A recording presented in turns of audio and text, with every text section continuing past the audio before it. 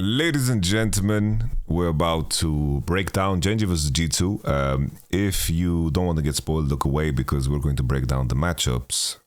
Genji vs G2 was a very interesting series. It's the first best of 5 in the playoff bracket. For those who don't know, MSI is, of course, a double elimination tournament. So if you're a G2 fan, all hope is not yet lost. But it was a very cruel beatdown. Genji proving that they are the much better team. But the tricky thing always, it's like when you look at what teams do regionally, always when you reach the point of international play, there's certain limits and like standards you need to hit in terms of lane play and overall coordination in order for you to even begin to fathom the idea of expressing some of those strengths that you show domestically, right? It's the same with the minor region teams. It's like, wow, they're playing through topside and they're playing so good around this guy who carries in regionally, and then you come to international and you just can't fucking land anything, right? You remember Golden Guardians versus Bilibili. It's like that bot lane, the bot lane gap there and the understanding of bot lane phase was just so drastic that you couldn't even put your foot through the door. They managed to steal away one win, but that was just because Bilibili let them, right? Genji vs G2 was kind of a similar story. I think in this game one, right, if we look at the draft, I was very surprised to see the Annie ban. The Annie ban is very confusing. I think the Annie ban is very poorly placed. If you look at the LCK playoffs, Annie was a red side ban by every single team, but I don't see Genji as the team that is going to prioritize Annie that hard. I think a big issue coming into this matchup that I mentioned in my rundown and my preview of this matchup is just Aphelios. I think Aphelios as a champion is extremely dangerous. I mentioned Ahri Vi too. So here, Genji, their 1-2-3 is just full-on Exodia. They get everything that they hope for, and G2 is not necessarily a Vi team. This is something that they dropped and something that they banned very, very often. So here in my mind, I think you need to switch up this Annie ban for Vi, and you can consider to play into Aphelios, but generally speaking, right, it's like, I thought coming into the series that they're going to ban Vi, K'Sante, and Aphelios. K'Sante was open later, and it seemed like Genji didn't play it that well. I think that Chovy made mistakes on it. I think Doran made mistakes on it, so that was like eventually something that was opened up. But nevertheless, Aphelios first pick, and then here usually, other teams, they would look to slam Vi Ahri and would take that away and then maybe pick Draven on 3 because Vi Ahri is so premium, right? A lot of the core junglers that are being played in the game did get nerfed. I would imagine that if you went Vi Ahri here, then maybe Genji would go like Maokai Tristana and something like this, right?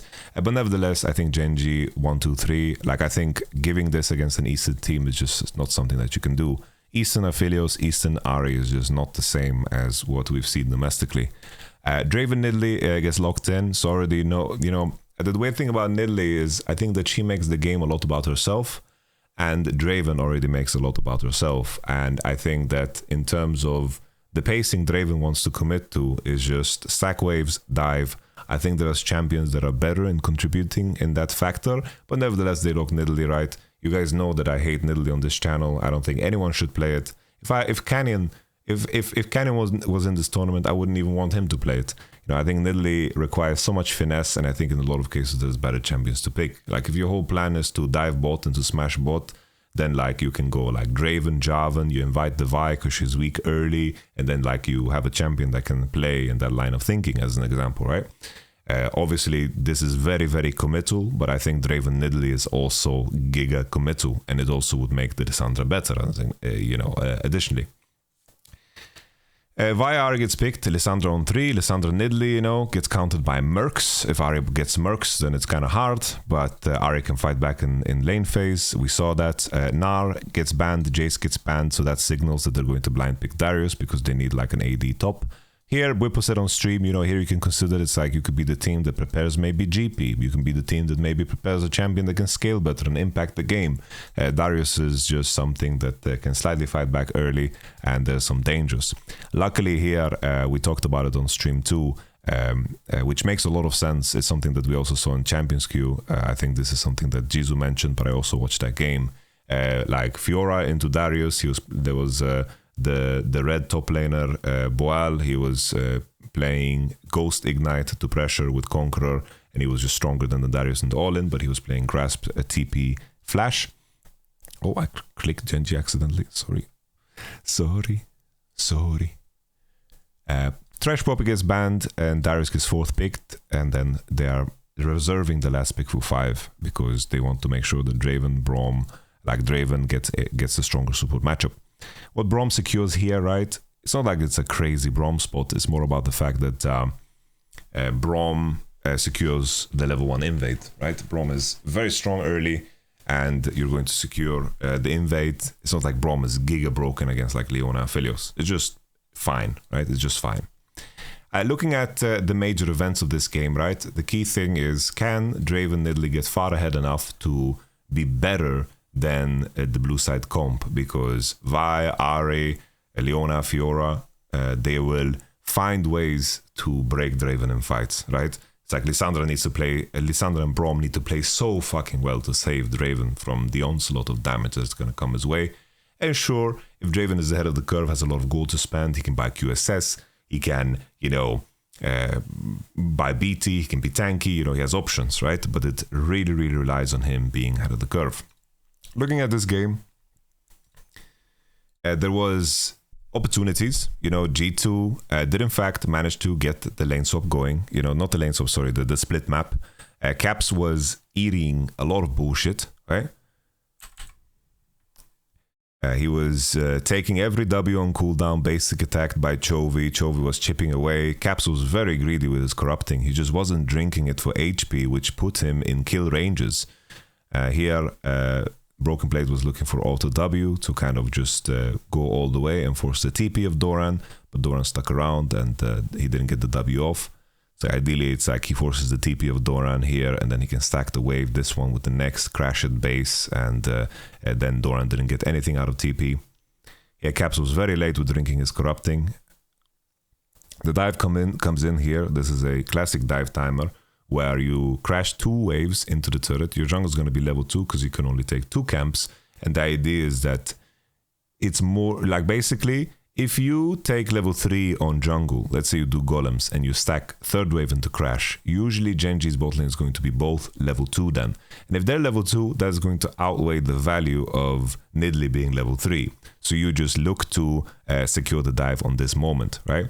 It's like here, if they got full XP, right? As an example, if these guys got full XP, which I'm not sure, it looks like they got full XP, then this is the minion that would put them over the edge. So it's very close, right? It's very close. In a circumstance where they actually managed to kill the minion, right? It's like, imagine Delight just basic sack that minion, maybe there's some room to do a little bit more with the level 2. But of course, well played on the dive. Mickey dies, wants to make sure that he takes another turret shot, because if he juggles the aggro there, then GG. I think Delight could have looked to maybe burn Hansama's flash here because the cleanse was used and there was an ignite. All in all, it was a decent dive. Here I want to highlight, because Striker posted it. Let me just pull that up. Striker did in fact post the full pro view of Caps, so I'm going to just show that.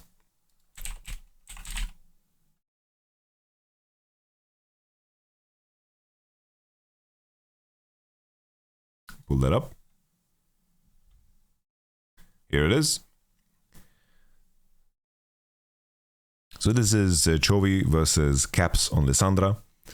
And the basic into W. The Q doesn't land. I think Lissandra could potentially look to aim for the wave there instead, because he didn't hit most of the wave and he didn't hit Ahri either. Another W lands. He doesn't look for the electrocute proc. Maybe he could have looked for the electrocute proc in one of these moments. Sure, it ain't pro view, but it's the view. Like this guy in the chat, you think you're so smart. He reaches level 2 same time, right? Lissandra could have maybe aimed for the Q for the wave a little bit better. Ahri just hits a dry Q here. Once again, like Lissandra's so greedy, like she's not popping refillable, right? No refillable is being popped, nothing is being drank, and he is just keeping himself in such a low HP range. He could have been, juicing his corrupting potions for long. Now the wave is even.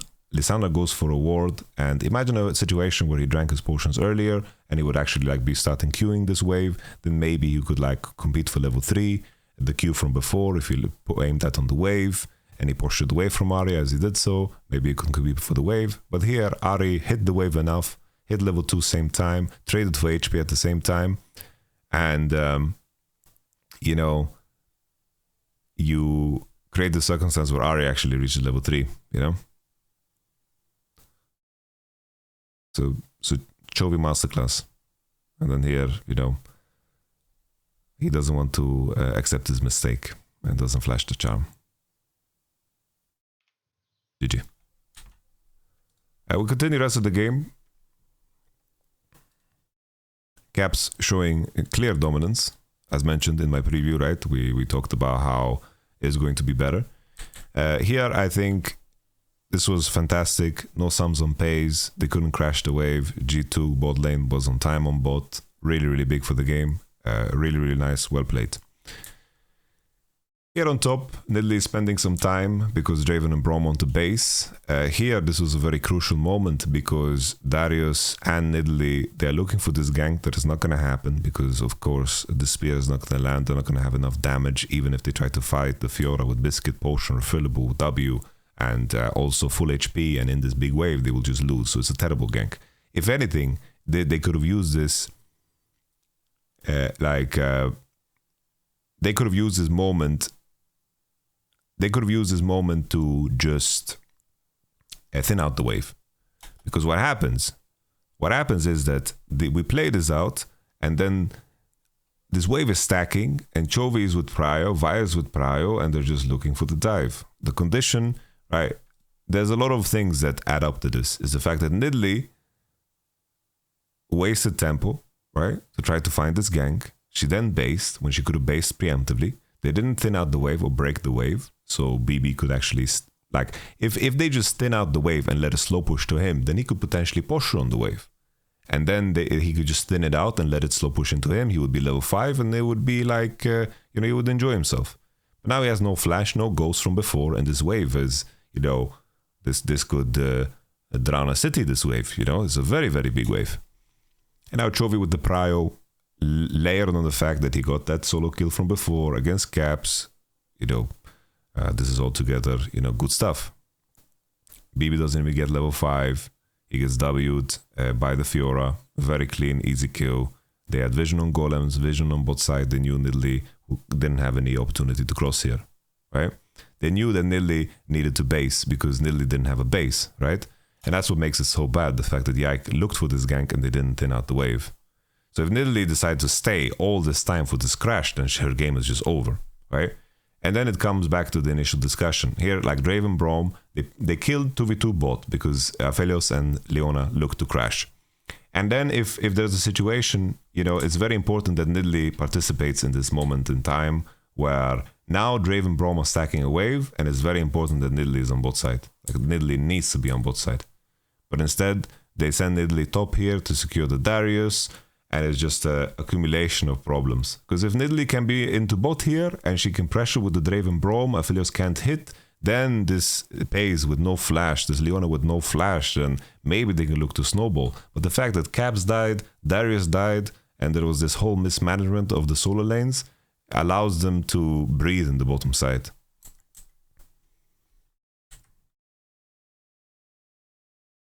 You see, Nidalee is very, very late for the situation.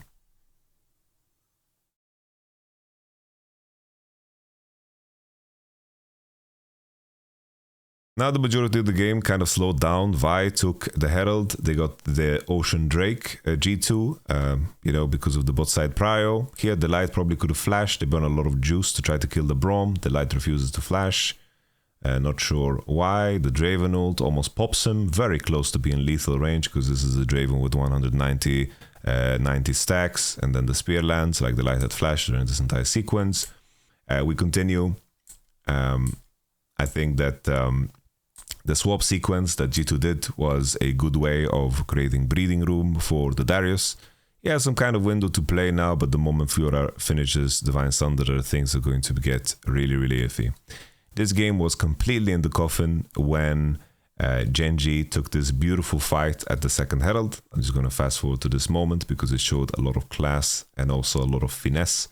I liked it a lot. The patience for them to pull the trigger here on this moment was gorgeous, in fact. So yeah, they're just playing time. They're just playing time. They're waiting for Fiora to base. Because right now the comes out, Fiora's going to base. She has a very good spot to TP to. They're just playing time. A lot of teams will just pull the trigger here. And maybe even if they pull the trigger, it's just GG, right? Because the champs are just better. But Aphelios is limping in, and they are securing this fight to make it guaranteed.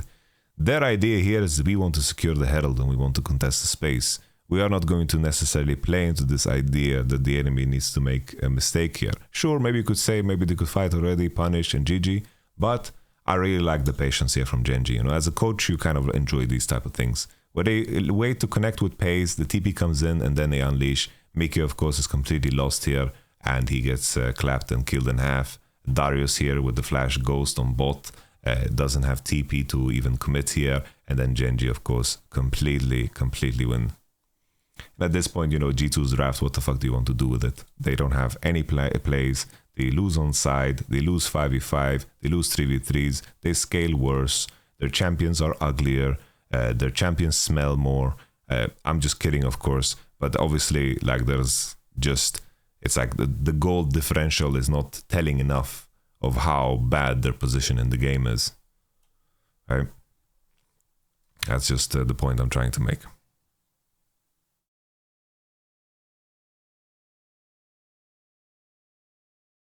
It's always like, if you're playing a champion like Olaf and Darius, and you're playing Flash Ghost, and if you're not stronger than the enemy solo laner, you're literally like solo losing the game. You're literally like solo losing the game, because if your team can't pressure through mid and then cover into your side when you're playing these champions that don't have any impact being on mid wave, then you are just doing nothing.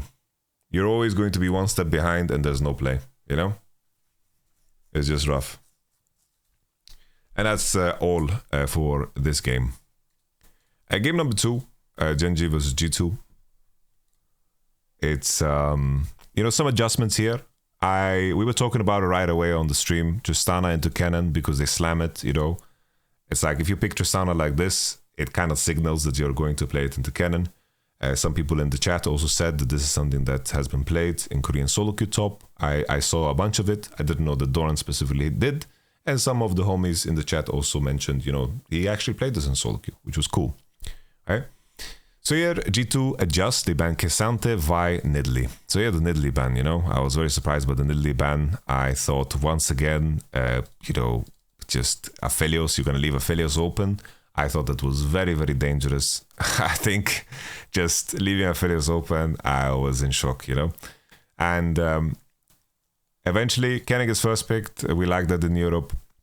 Nautilus, Draven, Olaf ban. I like the Nautilus, Olaf ban, you know, specifically against G2. I think Olaf is a champion that the European teams have been very good at. And I think that it solves a lot of problems, good against a lot of champions in the current meta. So I think... You know, I've mentioned this before. It's like I'm wondering why the, you know, Eastern top laners haven't picked up Olaf yet, you know? I feel like that's something that is lurking in the position. So they pick Cannon, Tristana, Maokai, and then Annie Viego is locked in, and then Aphelios on 3. They ban Sylas, Rakan, because they consider that Annie, you know, Sylas is kind of a signal that Lissandra is coming, right? Because they are banning Sylas to prepare Lissandra, and it's caps, right? Rakan gets banned because they want to remove Xayah Rakan as a combo here, which is another thing, right? It's like here, they could have picked Xayah Rakan and drop mid-jungle as an example. It would have been good. I never saw G2 as a heavy Annie team. But nevertheless, here, the Tristana flex, they are banning Gragas and Sion, answers into Cannon that Doran likes to play, but they decide, yo, we're going to send Tristana into Cannon, pick Lissandra. Lissandra's pretty decent into Annie, I'd say, decent into Viego, not good synergy with Maokai. But nevertheless, Jinx Thresh gets locked in, decent champions into Lissandra too, but the issue here is that Blitzcrank on 5 is available.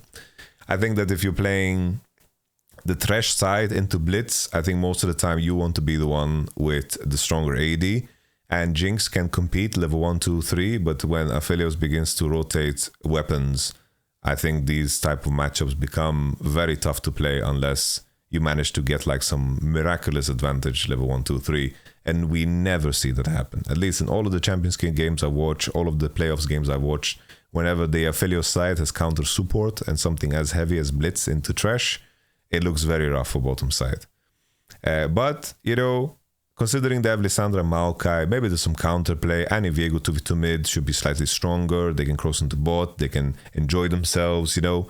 But sometimes that theory only goes so far. You sometimes have to face the music, and sometimes, you know, things don't align in game for you to be saved by your teammates. Especially when the enemy team actually knows how to lane and they're aware of the circumstance of the game. So even though here, you know, G2 have some odds in this game, I don't think this is like the craziest game to play. Like Cannon Viego into Tristana, maybe they can like disrupt her gameplay flow, and then Cannon will be more useful. Like Tristana comes with some elements of risk. They have Maokai and Alessandro together. You know, the potential value of Mercs around mid 2v2s can be very high, etc.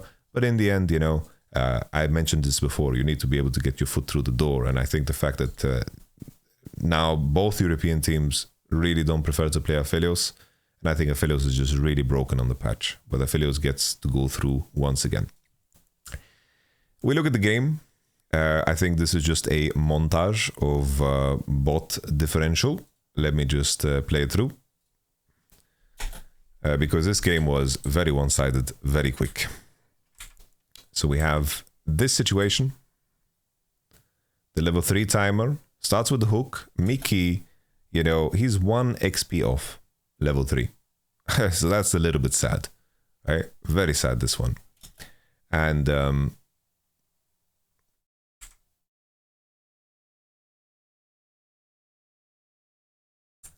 they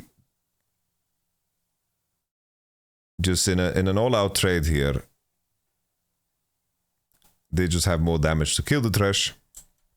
I'm just looking now if Thresh actually potions up. He does potion up. Kind of late. I think Mickey could have flashed too, maybe.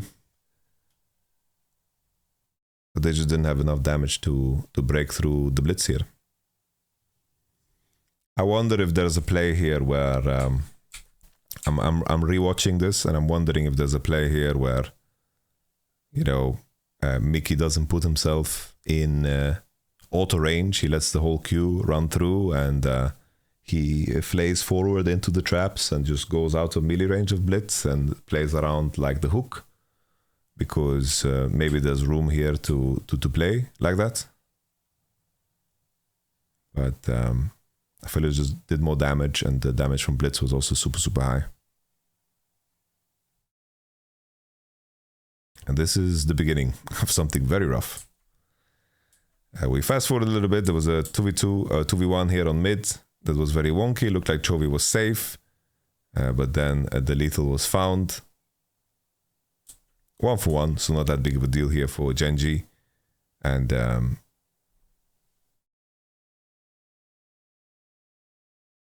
Miggy sacking his life to try to freeze his wave.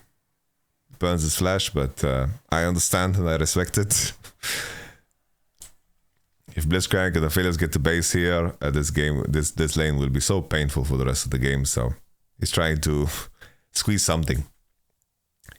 Now Thresh is on base, Jinx is slow pushing bot, and this is also another tragedy that strikes bot. Jinx is just gonna get hooked here by the light who comes through river, you know, a little hex flash, and then Hansama very greedy with the sums here. The lanterns coming in, but there's just enough damage here from the PTA Aphelios, and he dies. This is just the beginning of the disasters, guys. Very rough to watch. It's always like that, you know, when there's like this level of player gap, the games look very, it's like greater teams make worse teams look so bad. And then you have this all-in where Aphelios has a flash advantage. So you see here Pays.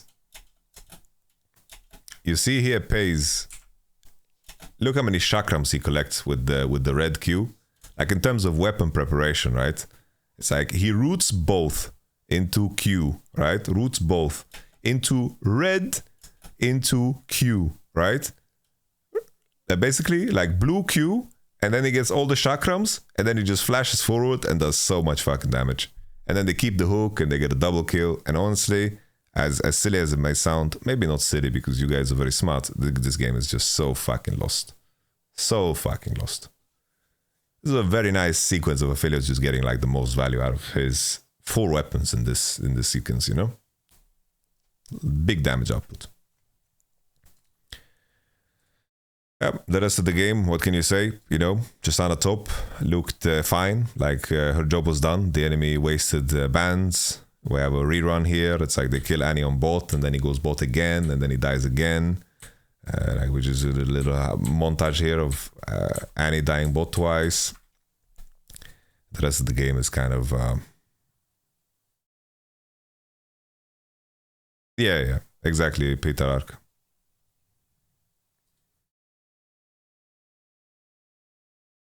Here at this point we're talking about GENG. They need to win the next game in 23 minutes or less, and then they have broken the international record, which was funny because Wunder was in the call.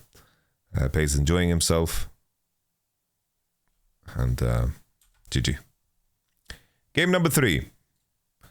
I made the joke on stream that we're going to have a statistic at the end of this tournament where Western teams have beaten Eastern teams 4 games, and all of those games are on enemy Nidalee. G2 switch things up now. They ban Vi, Aphelios, Maokai, so they leave K'Sante open.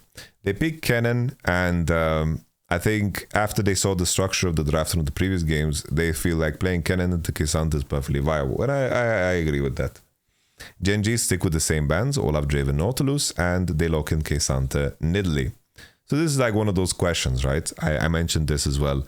What happens in situations where the standard junglers that Peanut likes to play are out of the picture, and he needs to go a little bit deeper, right? That was a question that I raised towards Peanut. I don't think necessarily his Nidalee was bad this game, but it's just like one of those challenges that you need to face. I remember his Viego from last Worlds, and that was not so great, right? And nevertheless, K'Sante Nidalee, it's like something that works together. Okay, K'Sante can always fight together with Nidalee. K'Sante does physical damage, can always set up for Nidalee for success, invade and brawl. K'Sante loves that, very similar to Set, right? They lock Xayah Rakan, and I love this, I think this was a very, very strong adaptation. I said this on stream, please lock in Xayah Rakan, boom, they did it, because here the enemy can only pick one part of their bot lane. For example, they pick Zeri here, you can ban Lulu, and you don't have that many good answers into Xayah Rakan, right? So here, GENG, because the enemy team is dropping jungle for 5, they ban Kha'Zix and Viego. Here, there's been cases where, not sure, when you're showing K'Sante already, you don't care about Nocturne, but this is like a spot that maybe G2 would have played Nocturne mid, but I think it's pretty bad. We continue. Rel gets picked. I was kind of surprised by Rel, I'm not gonna lie, but Rel is always surprising to me. I think I have a poor read of when you want to play this and not want to play this. I think it just depends on how much positive testicles you have. This is a term that Bwipo coined, where he said that someone had negative testicles because they weren't willing to posture. Poppy gets picked, Annie gets picked. I kind of like Pupushka, decent jungle. A lot of AD junglers are banned. The enemy, you already know that the enemy team needs to push forward. They're showing Rel, very hard to play Rel against Poppy. K'Sante as well doesn't like to play against Pupushka. Zeri as well, you have some counterplay. Nidalee is kind of Nidalee favored, but it's not a jungle 1v1 game, so it's okay. Annie gets picked on 5, and then Malphite on 5. Trying to think if there's ways. I thought this would be a game where Jace would look kind of good. I thought that Jace could be played here, but not everyone likes to play Jace, right? It's like this looks like a decent Jace comp. Nidalee, K'Sante, we discussed this on stream. I thought this could be like a Jace angle. Jace was banned here, but I mean Jace picked on 3, right? So basically you go K'Sante, Nidalee, Jace as an example, right? And then you drop bot, and then you see what's up. You play maybe Lucian Nami, Zeri Lulu, or Jinx lane, right? That's something that you can do, right? So you have 3 options, you set up bot for success. Because I think like picking Zeri here and getting Lulu banned and then playing Rel, if you're not playing Zeri Rakan or Zeri Lulu, I think it's kind of trash.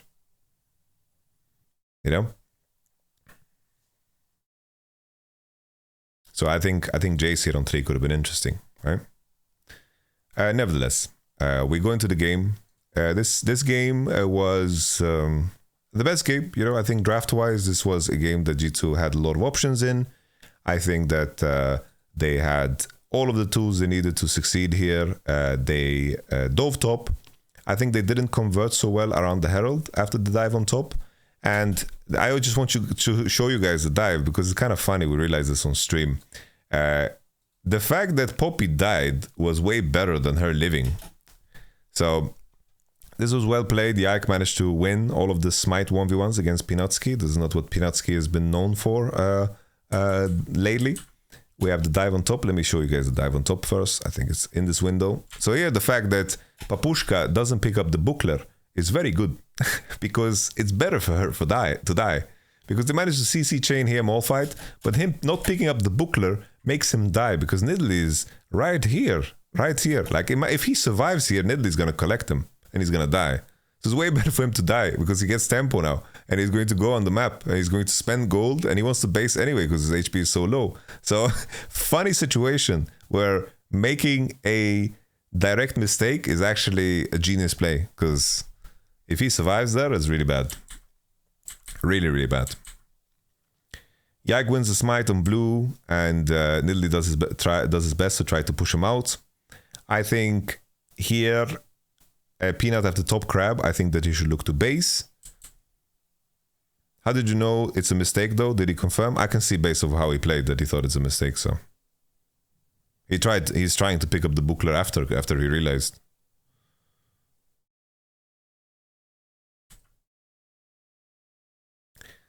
So yeah, Peanut is like trying to find the Poppy, but I think if Peanut just based and enjoyed his Gromp, Wolves and Raptor respawn and to invade again, I think it would have been better.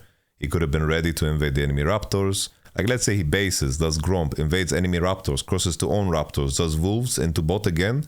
I think that's like complete GG, you know? I think he like lost a lot of tempo here. That's the tricky thing about Nidalee. It's like you need to be so fucking perfect in your decision making, and if you aren't, then to hell with you, you know? What do you think about Jay's third into Nami Lucian in game 3? I already talked about this, right? I mentioned that that's an option.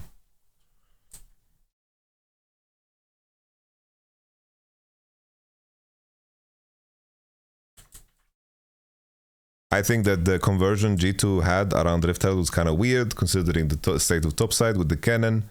I think that Broken Blade made a crucial mistake. It's like, considering the state here of Doran and its state of Broken Blade, it feels like you should be able to do more here. I think the base timing of caps, maybe this is something that could have been adjusted, right? I feel like there's more to be done here because Peanut kind of steals this Herald while the top lane situation is very hard.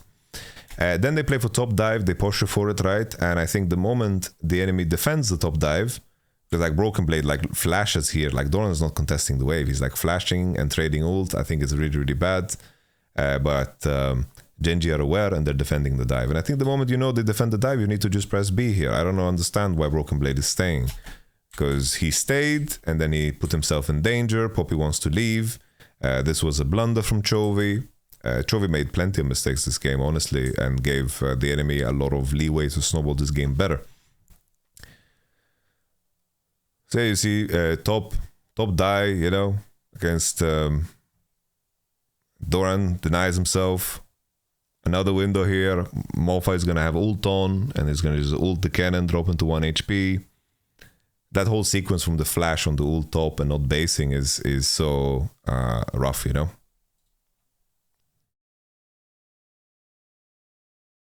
Fast forward a little bit more.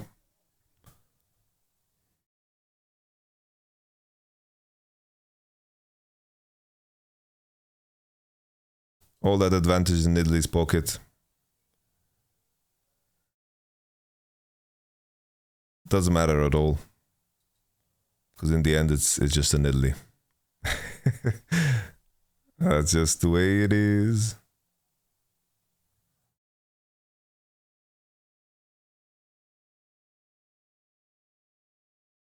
Caps is a bit of a psychopath. Like Caps had a little bit of tunnel vision. There was the play on top that is gonna come up now, I believe. The Yike super play. I'm just gonna find that. Chovy dying on side.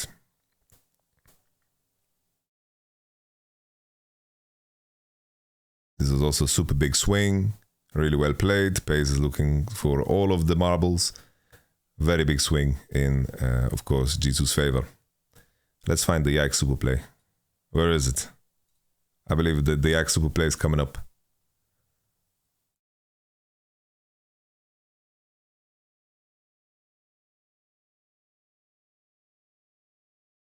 There we go. Here's the Yak super play.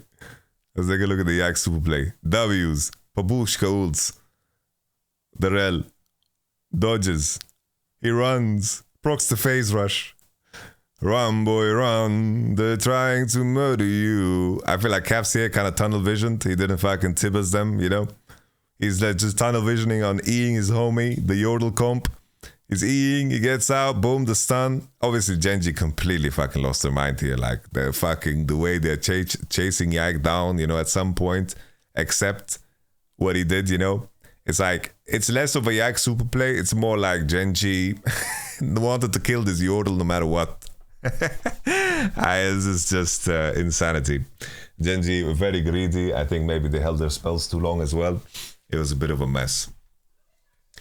They get Nash off of this, and G2 did make it interesting at some point because they did throw. It's like here, like you saw the nerves kicking in, you know, G2 were getting hyped up, the adrenaline is popping. Fucking Popushka and Rakan are fighting in this spot. Like, who is going to support them with damage here? The cannon is off, the Hansam is off here as well, and they're full engaging. I was like, Jesus, you really want to make this into a 3-0, lads. There's no reason to break this situation here, right? Because the enemy is not defending the turrets, so they're obviously defending their jungle. Very, very poor job here by G2. Luckily here, the conversion of... it's like the Xayah items are so big here, and such a big swing. And the fact that she finishes LDR is going to be massive. The Void Saps are there. The tanks are going to be more and more useless.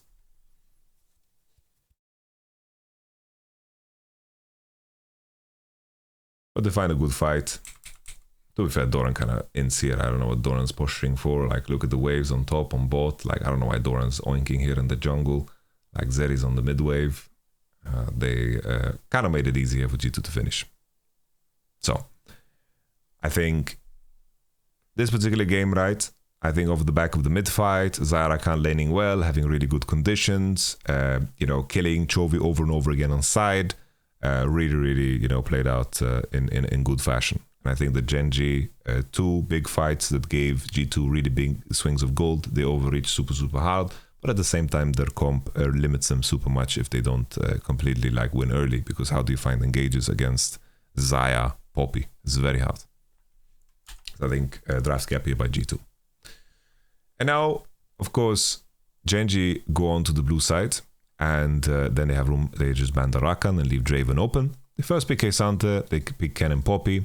Here G2 stick with the same bans, Vi, Aphelios and Maokai. And then we will have Elise, Jinx. So I prefer Elise a lot more over Nidalee. I feel like Elise is just the better Nidalee. You have gank pressure, dive pressure, and also your champ doesn't fall off as hard as people want to make it out to be. You know, it's like a cocoon into full combo. Elise does a lot of damage. You can find, you know, many options with Elise. I think ever since she, you know, the biggest buff for Elise that occurred is that she can actually kill raptors and golems. Before, like, these camps were fucking unkillable for Elise. So with the jungle changes, Elise is still up there. I think Elise is good. It's also one of those champions that have been banned super much against Peanut. Jinx get picked on 3 and then Draven on 3. You know, it's like, people might talk about why are they going Draven, why are they doing this, but it's like, this is, if they are not picking Draven here, anything else would be just trash. They have to play Draven. This is this is their identity as a team. They have to play Draven. And whether you think that is a good thing or bad thing is a different conversation, but this is G2's identity. A big weakness that G2 has, right, is that they don't play Aphelios, they don't play Zeri Lulu lanes, right? And they've tried to outmaneuver that, and they were allowed to do so the entire time. Draven is the best pick for G2 here. And I say G2 very specifically, it's the best pick for G2. It's like they have to play Draven. There's just no other way to put it. Why not Xayah? Because Rakan is out. It's like, you're gonna pick Xayah here, it's fucking trash. It's really bad. You wanna play Xayah into Jinx, it's really, you have no pressure, no point in the game where you're stronger, it's really bad for you. They banned Malphite because obviously they didn't want to run into Malphite as Draven, and then they banned Blitz. They wanted to pick Thresh on 4, which was surprising. I thought they were going to 5-pick support here, but after the Thresh ban, they just picked Soraka. And I was like, wow, this is crazy. This is going to invite the Lulu. Soraka is good against Lulu, but I feel like Draven Soraka is not a lane that is going to pressure Jinx Lulu super hard, so I thought it's bad, right? But this Soraka had immense value in this game. The Soraka ult was really popping off. I was surprised to see the Tristana here, because Tristana, you know, one time we saw it against Cannon, but you have K'Sante, Tristana double flex, right? Tristana kind of fits the role of the Jace that we saw in a lot of other comps. Tristana, K'Sante, double flex, and they just see what enemy's going to pick on 5. They see Aurelion Sol, so they're like, okay, Aurelion Sol, we're going to send Tristana into Aurelion Sol, right? They kind of cover each other. It's like if K'Sante had a good matchup on mid, they would just send K'Sante mid and Tristana into Cannon, right? So Aurelion Sol gets picked. I think that the red side draft looks pretty good here because I didn't think Tristana is going to operate so well against the likes of Poppy, Draven, and Cannon. I thought this was a kind of a hard Tristana game to play. But the main thing is like how impactful can Elise be early game? Because if Elise makes Tristana snowball, these type of matchups in mid, Tristana against Aurelion Sol can be very lopsided, right? You know? So this is definitely like a point to make. But Aurelion Sol, you know, I talked to Jizuki about this, and the boys, you know, Aurelion Sol definitely can fight back. Comet Scorch, Comet cooldown goes down super fast with Q. He can definitely fight back with his Dragon's Breath, and you know, it comes down to a lot of the jungle pressures. Like Aurelion Sol is not that weak early as people might think.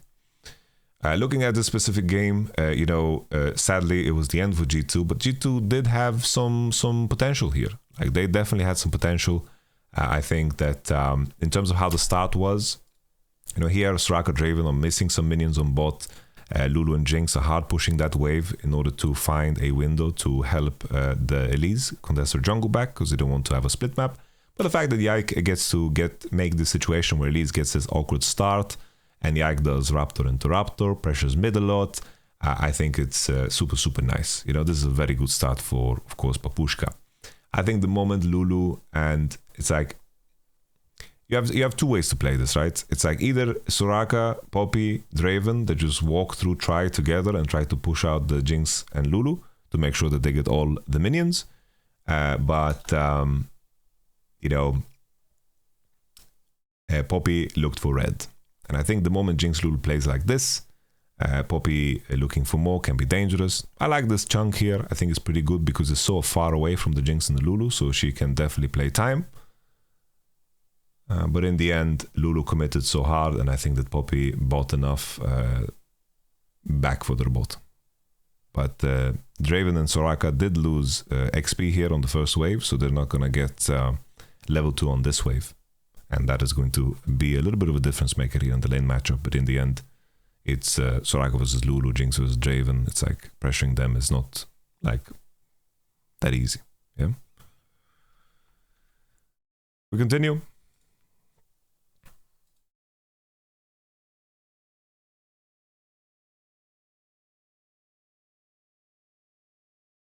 Secure a little seafood, little crab for Yike. We enjoy that. He was getting invaded by the opposition, but he managed to find the important smites. He found the important camps. A little bit of back and forth, but you're very happy to see that Elise's influence is so stifled. Sure, you could say the same for Poppy, but I feel like in terms of how the mid matchup is, I think that Elise being active is more important, in fact. I think Poppy dragging down Elise with her is beneficial for the Papushka.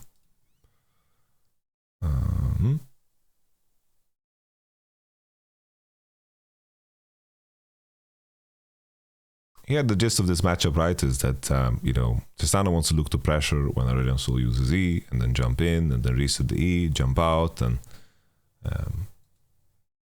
Aurelion Sol is just going to stand there and breathe smoke, you know, breathe fire on him, and proc as many comments as possible. This was a very, very crucial timer here, because this, like, disrupted the flow of Cap super much. Like this could be a potential base timer for K'Sante, but he came out fresh here, just TP'd back, so I think this is something that you need to call out.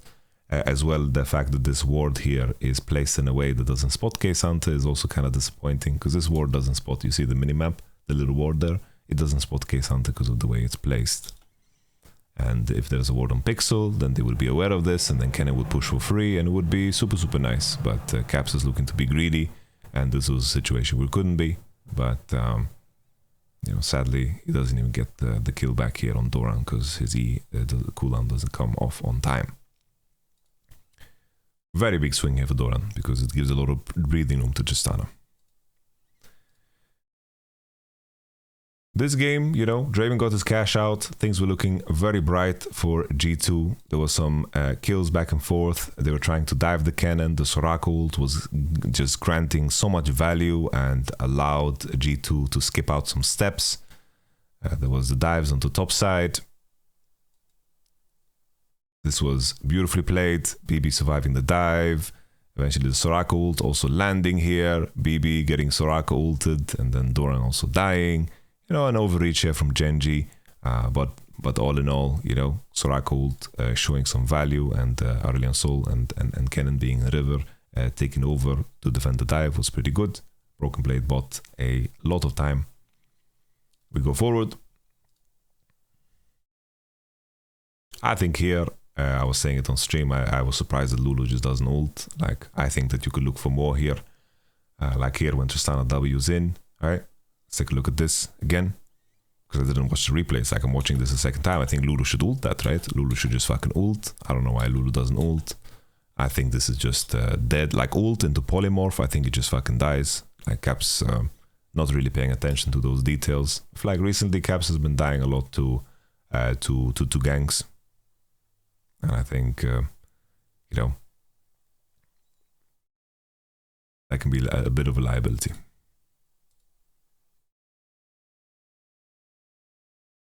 Here I thought the moment Peanut flashes out here and he managed to buy so much time, I thought that they're gonna look to. I thought Doran's gonna chase and fight this to the death. Like the enemy used so much tools, and Soraka is showing on mid. I thought here Genji is going to bust. You know, I thought Genji is going to completely unleash. Like, yo, we are not yielding here. Like, why are they walking on us like this? But they decided to walk away. They decided to walk away.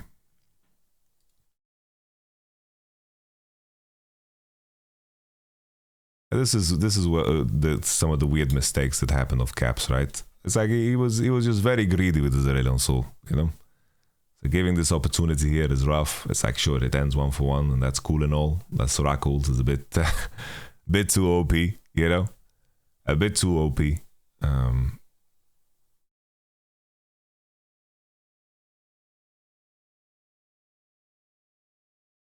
We fast forward to the climax of the game. Cannon's looking really juiced up. I like this trade setup here. GENG, you know, they go all the way into bot. They know the enemy can't do Nash. Really like the adaptation here to just squeeze a little new magic mantle, buy Mercs. You know, I think it's super, super good. Like always when the enemy buys like Pen, I think that null magic mantle is like a fantastic buy. Fantastic buy.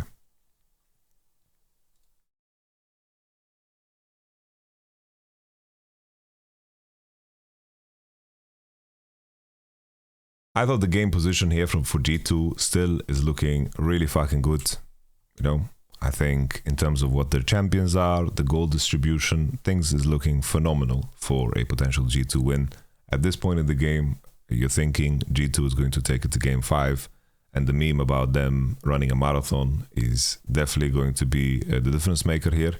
But I will just show what happened. So fantastic play here from Yike. Ults 2 away. I think the only improvement you could do here is that he doesn't need to walk behind Doran here to get W'd in, because he does put himself in a compromised position that kills him. I think that after they got the first initial kill here, you know, I think Paze needs to flash this Draven ult, of course. They get that first initial kill. I think they could have taken it easy. You see here, null magic mantle is such a difference maker. It's like they reduce so much of the damage of the cannon. And I think they could have taken it easy after the first initial kill. Like if they kill Jinx here and they rotate onto Nash, it could have been a game changer. Could have been huge. But nevertheless, we mentioned, you know, the Draven cash out is massive. Draven is collecting some more gold and he's going to have an infinity edge. Whoa. G2 are feeling themselves. You know, Draven's recalling now, buys a full Infinity Edge. It looks like they're about to win the game. They know they're stronger. Tristana's into bottom side. The main issue that they're dealing with is the fact that Tristana, no one can really match her, so they need to be pressuring Nashor. I think at this point, G2 just need to take the space around mid, sack maybe the tier 2 on bot if they need to, and then, of course, start to pressure Nash. Made me very nervous how Hansama was like pushing forward here, like he's the one who's checking Pixel. Like, we don't need none of that, man. He was making all of the G2 fans nervous, me included. And Caps dropping low, as mentioned before. No one can match Chovy on side, so they need to find ways to pressure Nash. And GENG are aware of this, right? They know that Tristana wants to split and wants to pressure, so we're going to try to contest and make it as hard as possible for the enemy to take vision and control over Nash, right? Soraka can't face check, that's why, but just fucking wait for the poppy, right? It's like, think about all the details, right? You're just blurting out the first thing that comes to your mind, right? But there's details in the game, variables in the game. You need to pay attention to those. Like, poppy can just be the one to put their face in, you know? It's like checking this bush at this time wasn't even good because you're not connected as a team. Same thing here. It's like Hansama just lives in this pixel. I didn't like the poppy and Cannon are contesting through top. I think they should just contest through Draven's side. And now finally we have the situation where G2 are the ones pushing on Nash. K'Sante finishes recall and BB is poised to find a fantastic flank. Here I think it's very important, right, that G2 are in the mindset. I think this silence is very poorly placed by Mickey. Too powerful of an ability to just waste like that. I think also you need to reconsider if you want to actually be positioned here with Aurelion Sol. I think Aurelion Sol here is, like, position here at Aurelion Sol, it's like, you watch like tricks with Aurelion Sol. You can cue the objective from behind the pit. I think it's garbage. Just fucking stand here with the rest of your homies so you can kite back like a fucking regular mage. Because even if you say, oh, he can fly through walls and reposition, I think it really doesn't fucking matter. I don't understand why, for example, you Soul Combustion right now, you're talking about a Soul pick being too greedy when they are literally in a position in the game where they are winning. It's like the greed is really fucking paying off. Like here, he's already strong, you know? So, all in all, you know, I don't like his position here. I think it's very important for G2 to let Cannon posture behind, and then when the enemy crosses through Pixel, then Cannon goes. But instead, G2 become too eager, and then Caps, he just ease. Look at Caps here. Look at Caps here. He eased through the wall to connect with his homies, and look how much damage he takes. Look, he's dropping to 1 HP. That's disaster. And G2 make it way too easy for GENG to make a decision. They can just back off because these two are posturing. When in reality, they should be hitting Nash together, invite them to cross, and then let Cannon 1v9. So even though people target BB here for his flank, I think that G2 as a whole played this really fucking bad. Really, really bad. Really, really bad. So take a look at this again, right? They're hitting Nash, they can still be hitting Nash. But the enemy is not contesting just yet. They can still wait. They can still wait. The enemy didn't cross a point. BB can still wait. They get a little bit overeager here. They can let the enemy enter a little bit more. And as you can see, Caps' position is completely terrible. It is wasted. Wasted. He drops to 1 HP. BB gets denied. He will not yield. Broken Blade has to ult. 1 versus 1, he's ulting. Doran's very happy to make this trade because BB, of course, is the strongest person on his team with, of course, the first strike. Here, you know, it's like the fact that Doran hits 2 Qs, Caps flashing into the wall. Terrible. The kiting back, saved by a plant. But here, you know, Chovy just posturing forward, hits the E on Soraka, hits back. No one has buttons here to zone off Chovy, especially as he's getting buffed by this Lulu. And then the reset lands, and then sadly the game is finished.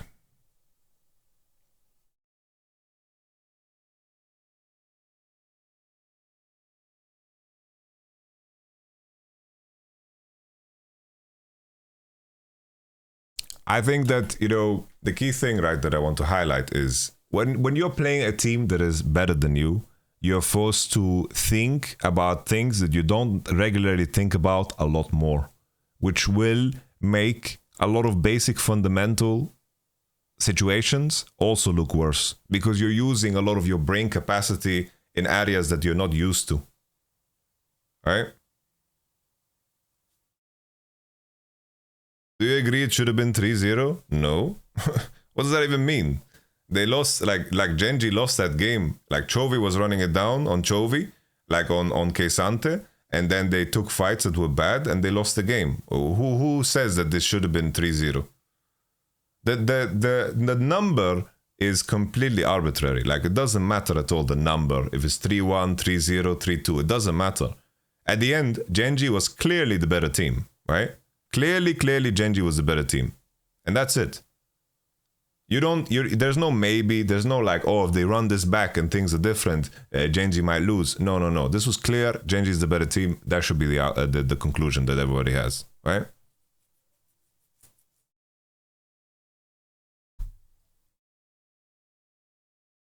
G2 could have won this game based off the position, but they were just the weaker team. They were just the weaker team on the day, guys. And that's it. And now Chovy's going to have 3 core. They get Nash and Genji finished 3 core on Jinx. And the advantage that Draven had with the IE is just completely gone. So now the game is also just finished. Just completely finished. TP here didn't look too bad, but Pace gets a nice Gale Force and flash out. So he's out, and then the recent. This just means that Jinx is going to Penta, right? Plain and simple. It's like Tristana's untouched. Look at Chovy here as well. Look at Chovy with the W in, the Kukuna Matara, boom. The Night Harvester, very well played. The Delight ult was indeed nice too. Good shout, and the game is finished. So there's this big conversation, right? People say, yo, who do we blame? You know? Who do we blame, Yamato? Who do we blame? Who do we blame? Who do we blame? First of all, right? I think very much Munchables. First of all, Genji, plain and simple, was the better team, right? If you want to look at the biggest discrepancies that G2 had today, right? I think the first game was very rough. I think the Darius blind pick is very questionable, right? And the fact that they got Dove top was a very fucking big problem. Caps dying 1v1 against Lissandra was a really fucking big problem. But I don't think that mid gap was like the determining factor beyond that first game, right? Because it's like Chovy on Kisante was kind of non-existent, right? As an example. It's like the Annie was a lot more impactful. I wouldn't say that, wow, Chovy, if everything around Chovy and Caps didn't matter because Chovy was so much better. I think Chovy was better, but I think Genji being better is the bigger detail, right? More important detail.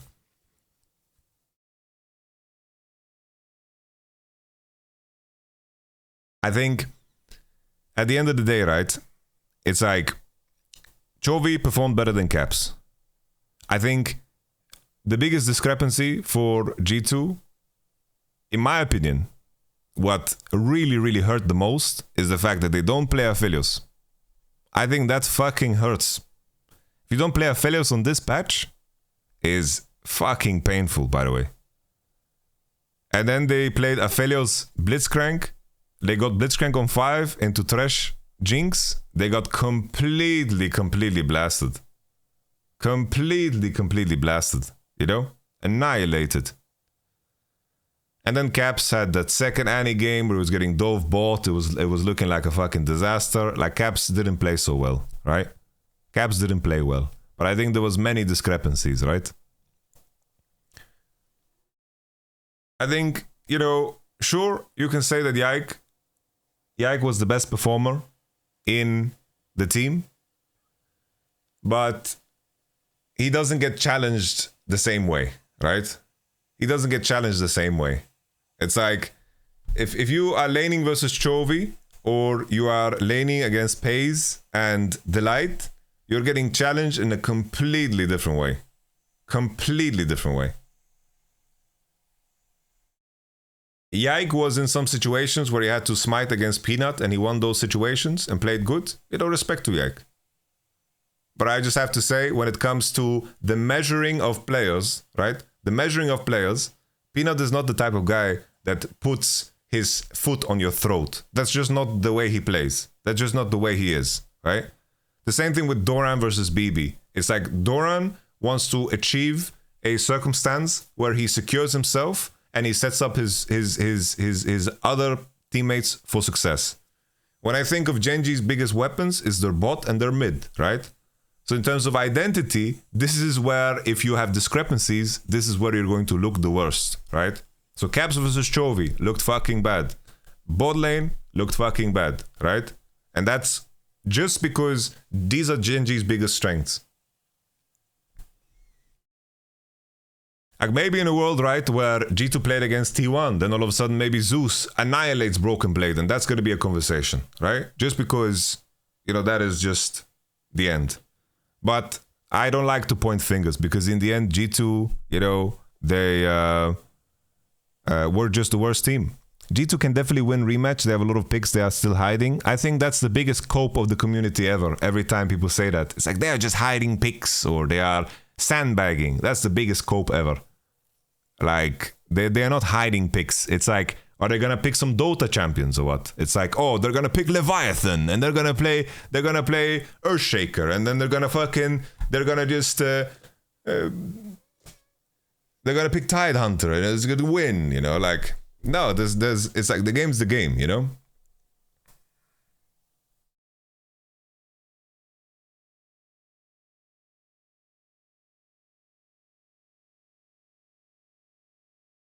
But you could see, right? It's like the biggest discrepancy still is, you know, the value of Ari, the value of Lissandra, the value of Aphelios. You know, this becomes valuable at a higher level. It's like when you're playing weaker League of Legends, Jinx looks OP because she's just the punisher of mistakes. But when the mistakes aren't there, Aphelios is the one with more guns, you know? And it's Aphelios. When you look at Aphelios in the hands of the best ADs, it just looks so fucking broken, you know?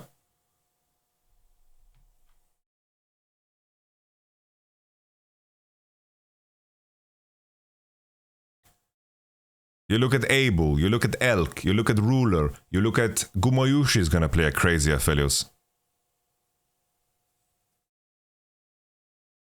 But in the end, right?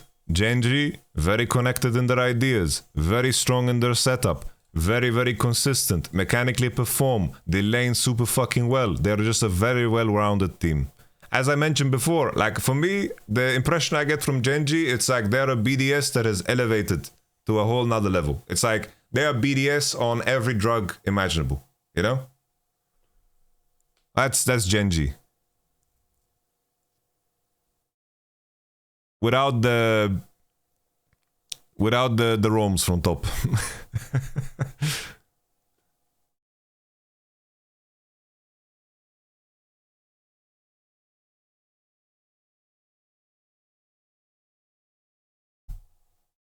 But okay, I think we covered it all, right? I think the standout players from today, from Genji, is just Chovy and Pace, the obvious ones. It's like they are just fantastic. Fantastic players. Fantastic players. Disciplined, good grasp of the meta, really, really fucking fantastic. And I think the rest of Genji are just solid, you know? They don't need to do more, they're doing just enough, and that's fucking good too. Because sometimes you have players that want to do more and they fucking throw the whole game. So we don't want none of that, right? There's pride to taking that too. You know, the live mechanically good. Doran had some oopsies, Chovy had some oopsies, but it's okay, you know?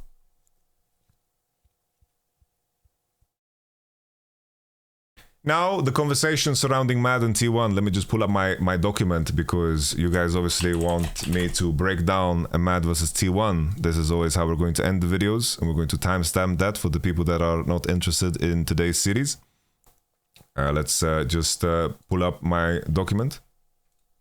Yes, my document. Gems, gems, gems are truly, truly outrageous. All right. Let me just skim through this to reactivate my mind.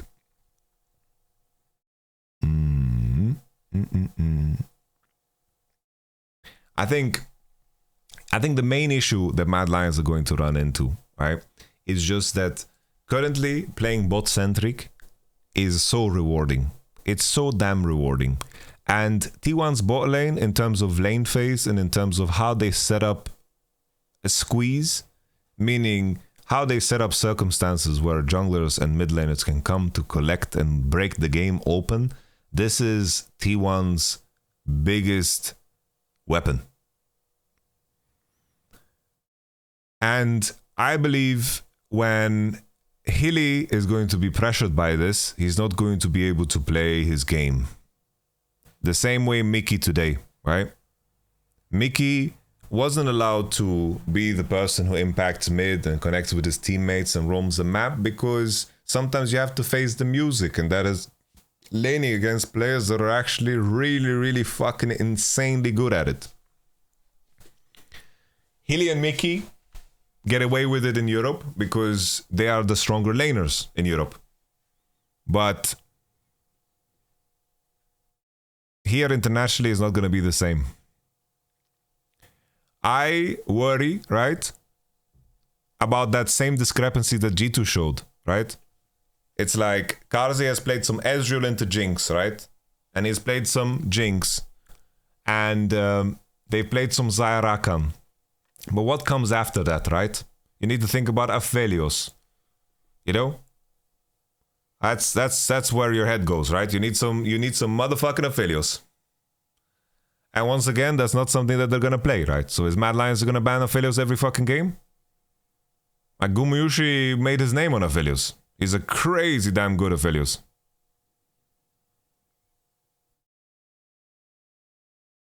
So that is going to be a danger.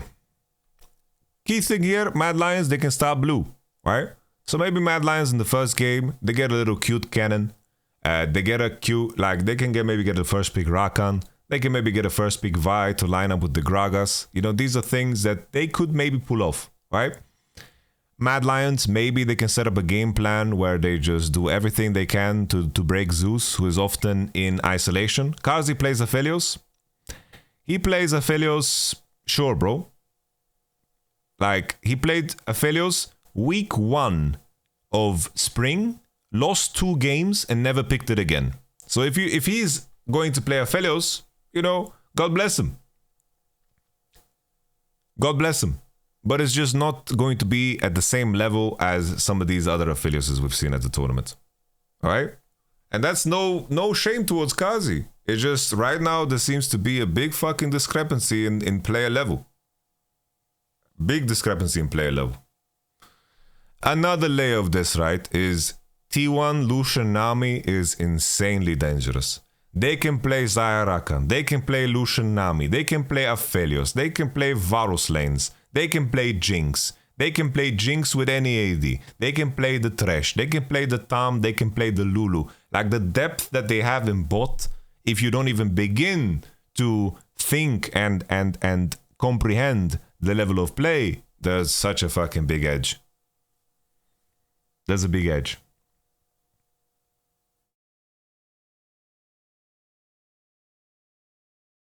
Caitlyn's not that strong right now. I think it's like Caitlyn's whatever. It's like maybe you can play Caitlyn into like Aphelios, you know? But it's like you pick Kate Lux into Aphelios and then you get blitzcranked and then you hate your life, you know?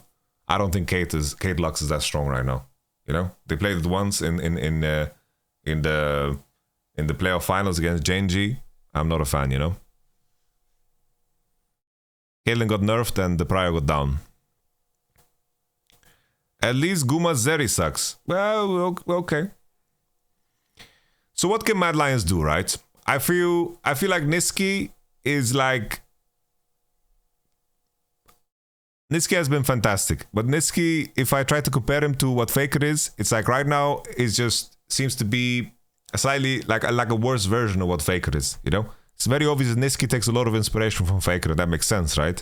It's like with the Gragas pick and what the meta is, you know? It's like Faker is the facilitator, right? He plays the Lissandra, he plays the Ahri, and I think that, you know, even though Faker had the rough finals, I still think if you look at his overall play in summer, he was really fucking good.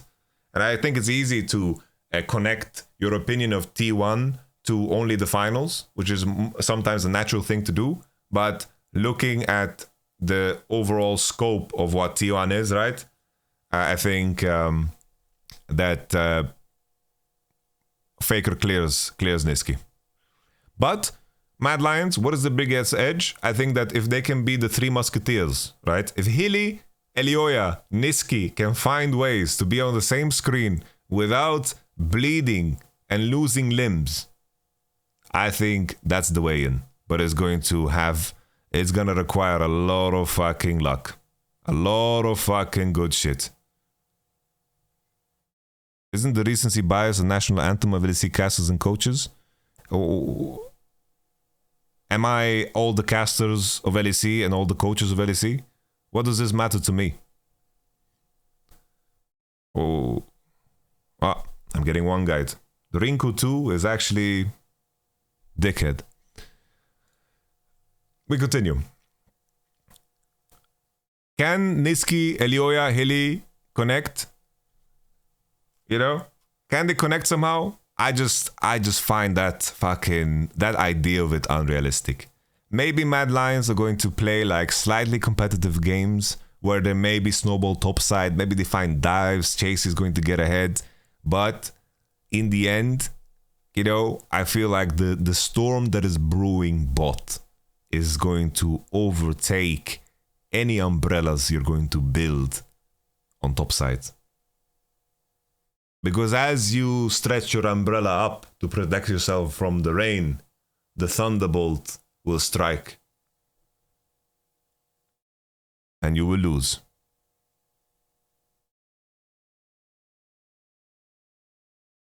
So I think T1 is going to win. Now I'd like to go so far to predict a 3-0. And now this is where my bias comes in, but, you know, my bias towards Hilly has always fucking rewarded me. I think if something is going to be the difference maker is if Hilly just turns Super Saiyan on the day.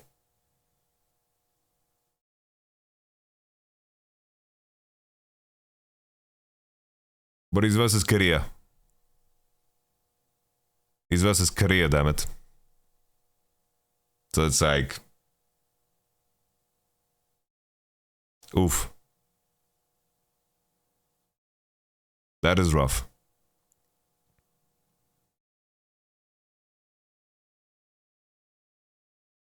So, T1, I predict 3-0 T1.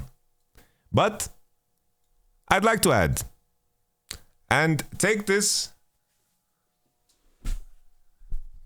from a person that has played against T1.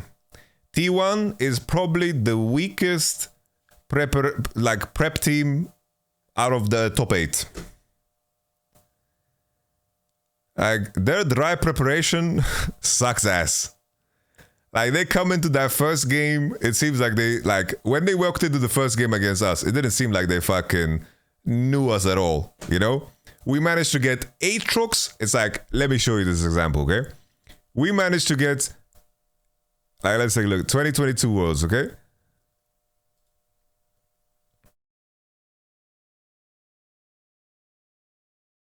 Let me just show you. This is hilarious to me. All right. Group stage. So keep in mind, you're facing Fnatic, okay? Look how hard they are spitting on us, okay? So we first pick Aatrox. We pick Poppy Azir 2-3 and we drop bot. And by some miracle, we get Lucian Nami.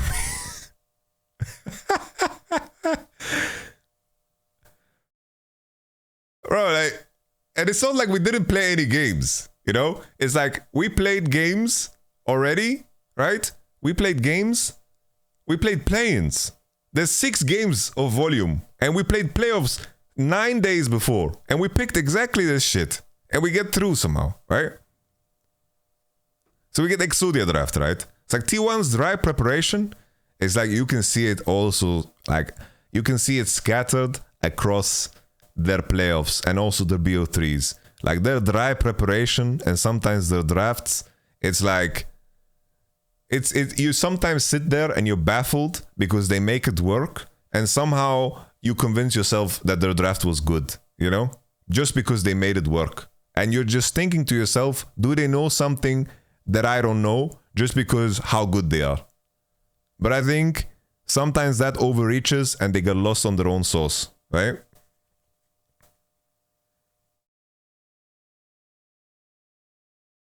And that could be an in. That could be an in, right? That could be an in. It's like T1 is a team that like ramps up, right? And then it's like looking at our second matchup, Azir, Victor, Renata Glask, okay? Keep in mind here, guys, everyone's like, Yamato, why did you not ban Yuumi? The thing is, if we ban Yuumi here, enemy first picks Lucian, guys, it would not be a pretty sight.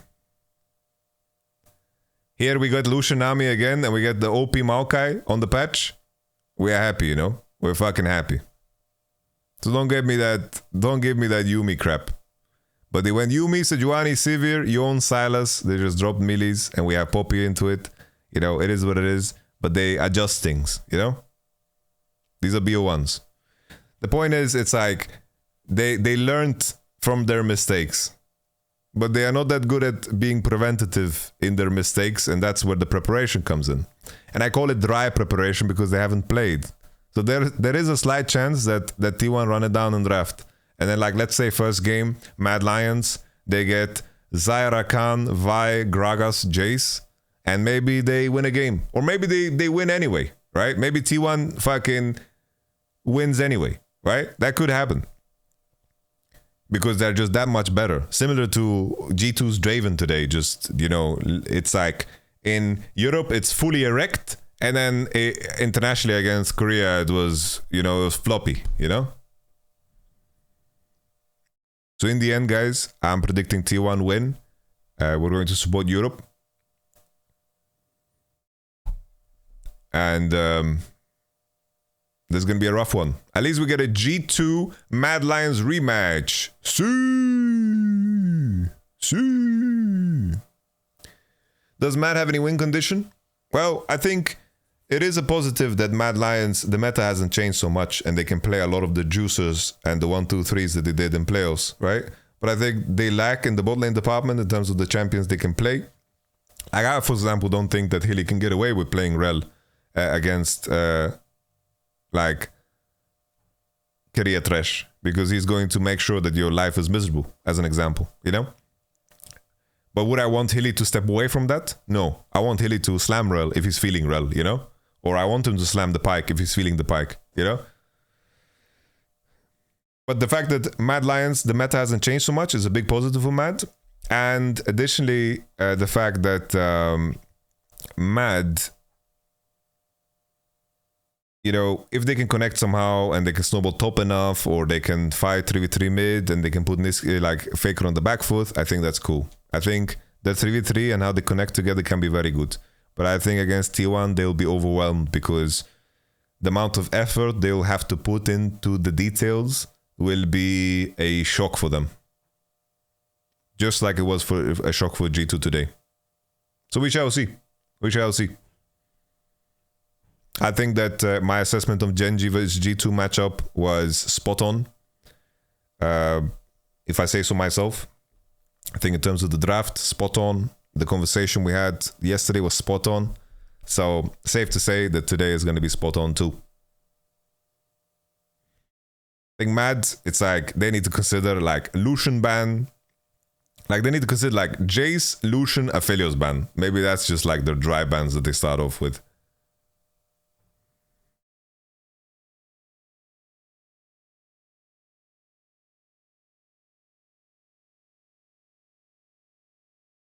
I don't think Hans Draven is that good in LEC either though. People be talking like it's prime reckless Tristana. Bro, if you think Hans Draven was the problem today, it's like Hans Draven gave them odds. You know, game 1, Hans Draven was good. Game 4, Hans Draven was also good. But they just got outplayed as a team. You know, if I'm playing Draven bot, I dive enemy bot lane, and then we 2v2 kill them, and then my mid lane gets solo killed and my top lane gets dove and the game is finished. You know, it is what it is.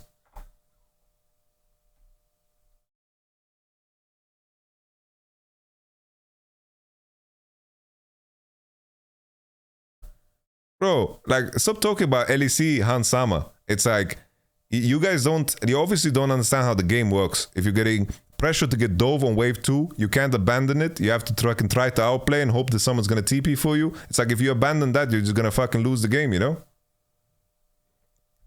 But we reviewed all the games already, so I'm not gonna get one guide. All good. We reviewed all the games. You can look at the VOD. It's gonna be posted on YouTube. It is what it is, you know? Caps admitted he entered. Yeah, he had a rough series. Yeah, it's like the Lissandra game was fucking terrible. The second Annie game was also fucking rough. Is there a possible upset? You know, that's such a terrible question, right? I get disappointed with people like you have an opportunity to ask questions because I pay attention to chat. I'm in sync with you. But it's like, is there a possibility of upset? Well, yes. They are playing against each other. When there's a match, there's a possibility of an upset. When I make a prediction, I'm not saying 100% T1 3-0. No, like maybe T1 on the day, maybe Korea loses his other eye. Maybe shit happens. Maybe something happens. Maybe someone chokes. Maybe someone eats some overcooked chicken and fucking gets pissed. You know, like, of course. Is there a possibility of upset? Yes. I'm not fucking looking into a crystal ball. I'm giving you analysis based off the facts that I have, but I don't have all the variables, right? And I'll be mostly very accurate, but there's a possibility of upset always. Always. Let's round off with this. This is going to be the last one. Hello everyone, this is Caps Recaps with Caps and Yike, presented by Lenovo Legion. And we just come off a loss against GENG 1-3. But we're still alive, still holding strong. What went wrong today's series? Yeah, I mean, I think first game I was a bit too scared. I can for sure carry that game. I was 3-0 with Nidalee, so I'm a bit sad with how I played, and I should not be as scared as I was. But the games after, I think I was not scared anymore, and we won the third game, which was good. Second game was just, I think, just unlucky with the Blitzcrank, but it happens. It really happens, so it's fine. And I think third game we won. I was happy with that. Fourth game we could have won. I think we should have won that one. So even though we lost, yeah, that's fair. See the hope, and I know that we can for sure beat these guys. I mean, definitely beatable. Also had pretty bad performance game 1 especially. So yeah, see, bad performance game 1. But we won the third game, and they also let us get Draven a bunch of times. So maybe Hans is gonna be angry now for the next week. And for our next matchup, we'll probably go up against, I think it's Mad T1. I think that's how it works. Who do you think will take that series? I mean, I think T1 might be a bit stronger than Mad, so I think T1 is gonna win versus Mad, but maybe Mad can do some miracle shit, but I don't know, probably not. So that would mean a rematch against Matt. Last time we faced him was a close 3-2 series. Definitely revenge time. I think that would be a good start to our lower bracket run. Any thoughts on the matchup? Yeah, I mean, if we play versus Mad, it would be really hype because we get the rematch and they won against us last time. So I think hype for them maybe to just get the revenge on them and for sure gonna try our best to beat them. For sure. I mean, definitely it wasn't the best day today, but we'll step it up for next time. So see you guys there. I hope they're all right, man. Let's see. I want to see the schedule because I'm very curious how quickly they're going to have, the match again, you know?